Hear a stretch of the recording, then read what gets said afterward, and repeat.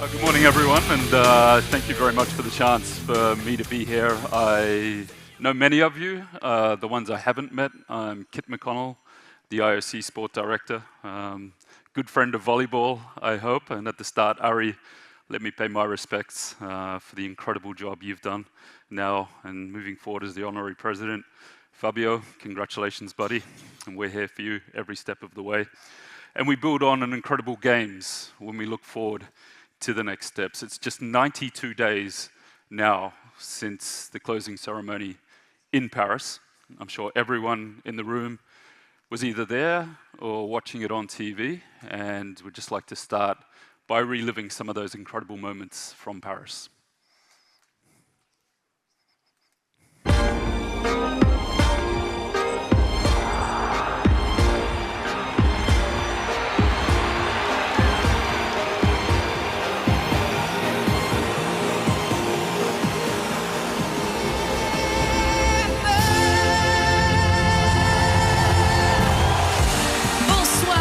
Bienvenue à Paris.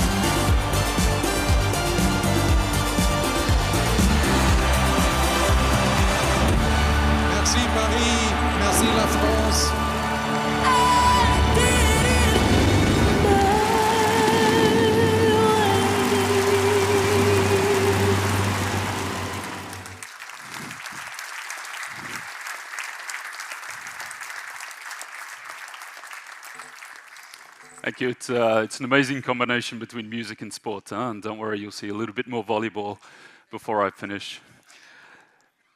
In terms of the story of these games, I think we started out by thinking that we live in a world that unfortunately has so much division in it. Division between communities, division within communities that we were all experiencing before Paris and since Paris. But one thing Paris did that the games and sport can do is bring people together.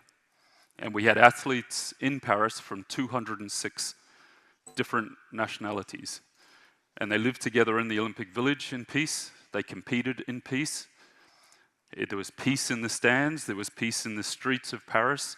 And that unity and the importance and value of sport and the importance and value of the Olympic values and the Olympic movement and the Olympic Games was something that for us came through every single day.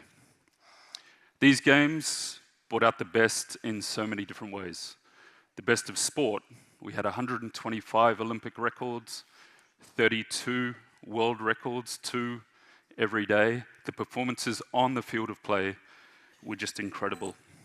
We had the best of Paris, and you guys know that better than any other federation I can talk to. The physical beauty of the city that became not only the backdrop, but the field of play for sport. The best of the people of France as hosts and as spectators that bought the tickets, that stayed in the venues every single minute of those sessions, whether there were French athletes and teams competing or not. And of course, we had more than half of the world watching every single day of your sports.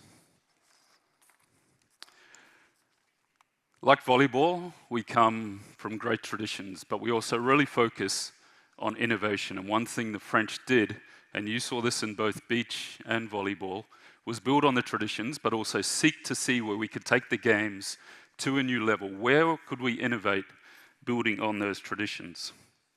We had the iconic venues. We'll see beach volleyball again. You can see here fencing at the Grand Palais, the athletes entering on the marble stairway, on the balcony, coming down that marble stairway to the field of play. We had the first ever Champions Park, so the athletes could get their medals in the venue, in front of the spectators that saw them win those medals, but have a second chance under the Eiffel Tower the next day with their friends and family to celebrate that moment again. We had the opening ceremony on the Seine. We couldn't control the weather, but we could control the opportunity, and that was taking a ceremony outside the main stadium and bringing it to the people for the very first time. We had triathlon in the Seine, surfing in Tahiti, and medals literally made of the Eiffel Tower. There was a very deliberate goal with these games to have not only full stadia, but games that reached out to people in France and around the world. Games connecting with and impacting on people around France and around the world. We had the Marathon for Tous that you see on the screen, which allowed 40,000 people to run on exactly the same marathon course as the Olympic athletes did themselves. And it wasn't just games time. We had 5 million young people in France that engaged with the Olympic and Paralympic weeks to be introduced to Olympic sports and Olympic values before the Games.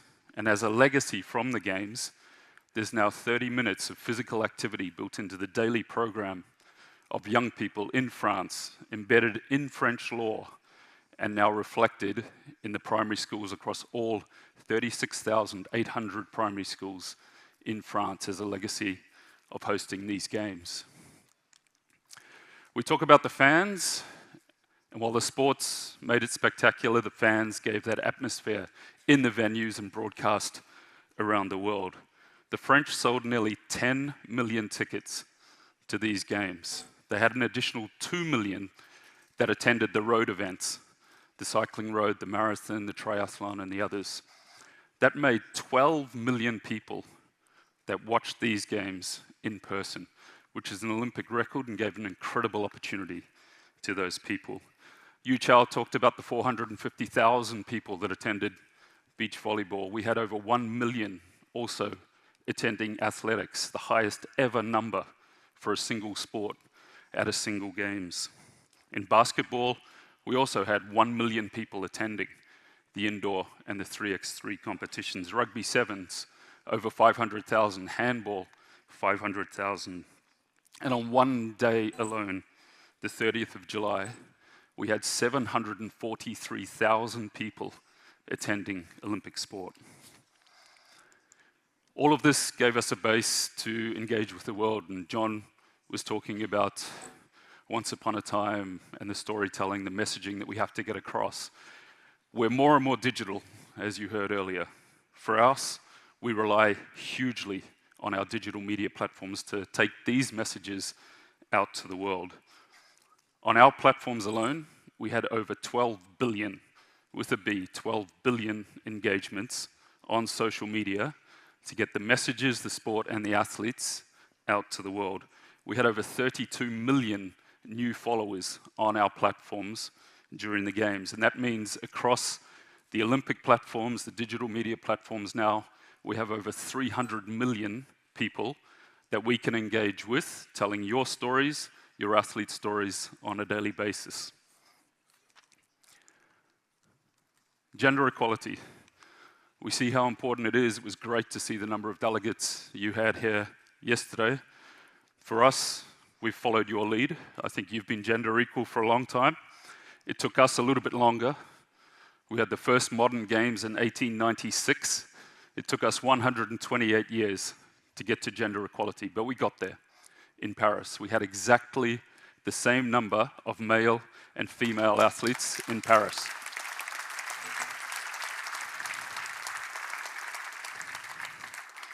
And we know how important that is. It's not just a statistic, because we know that every opportunity we give to a female athlete means there's more investment in your countries and chasing those qualification places. In terms of attendance, we had a world record for women's rugby. Basketball had a European record for women's basketball matches. And handball had a world record for the number of people watching a women's handball competition. But there's still so much to do on gender equality. In some ways, us setting the quotas for the Games is the easier part because we can control that. We're still at only 30% of technical officials at the Games, the referees and judges that are women. And in coaches, we're still at just 10%. 1 in 10 accredited coaches at the Olympic Games is a female. And there, we can work together to change that. On sport, it's all about sport at the end of the day. We had 10,500 athletes. We had 35 competition venues, 751 competition sessions across the 329 events. But behind that, again, there are the athletes. And we all think about the athletes that go to 5 or 6 games, have multiple medals. 70%, 70, of the athletes at an Olympic Games only ever go to 1 Games. So we were really focused on making sure that that athlete experience was a unique one and a special one. And also we knew that we had to protect them. We put in place AI security on all of the social media accounts for every athlete at the Games to protect them from online abuse. And in the Olympic Village, we had a mental health space for the first time where athletes could go 24 hours a day to either get counseling or just find a quiet place to get away from the stresses of the Games. And the Olympic Games are about sport, but more than sport. Again, we had the athletes from over 200 countries around the world living in peace every single day. We had the unity around the Olympic values in the village, in the venues, in the stands, and in the streets of France. And none of this could have been possible without France itself as the host country. They were spectacular, hosting the Games, organizing the Games, attending the Games, and also on the field of play. 64 medals for France, including 16 golds. And of course, you were a big part of that with the men's volleyball competition, which we had the great pleasure of sharing with Ari and the president. And I think that was the first back-to-back gold since the US in 84 and 88 to set a new precedent there as well. And now I think we've got some more images of your sport.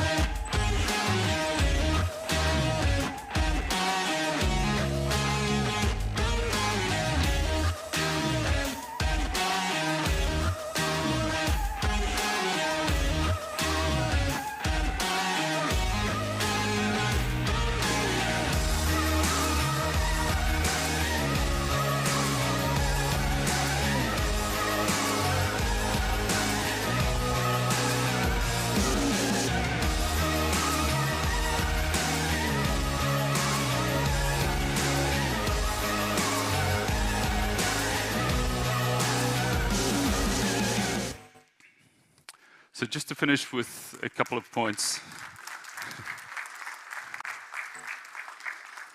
Just to finish with a couple of points on volleyball, and here I think both Elise and Yu Chao gave some fantastic presentations, not only on Paris, but in the wider context. In volleyball, again, it was about more than sport, and the work you did around the engagement, the opportunities for spectators to watch the teams warming up, which was truly innovative and sets a precedent for other sports.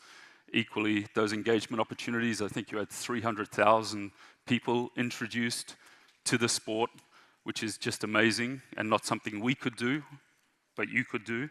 And of course, the investment in the sport presentation, including that wonderful image of playing Imagine in the middle of a match.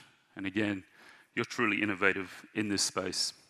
And in terms of the hosts of the games, obviously we mentioned France winning the gold, equally Italy winning the women's gold when we're hosting in our next Olympic Winter Games in Milan and Cortina in just 18 months. And then the medals for the USA in both men and women, where of course we've got Los Angeles coming up as the next host in 2028. And beach volleyball, there's the image of the president and Ari sharing a last moment at the games. And in front of the president, the guy with the Y3 cap, is Zinedine Zidane.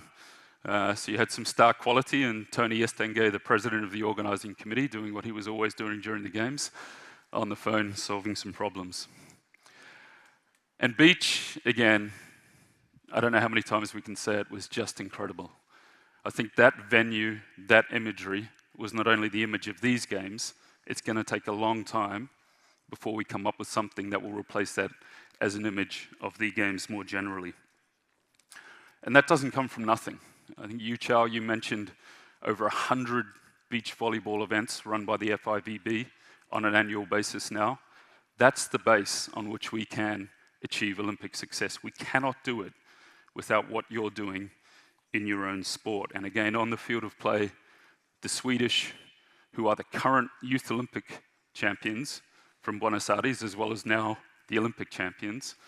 And on the Brazilian side, as was highlighted yesterday, the pair that came through from winning the Youth Olympic Games in 2014 as well.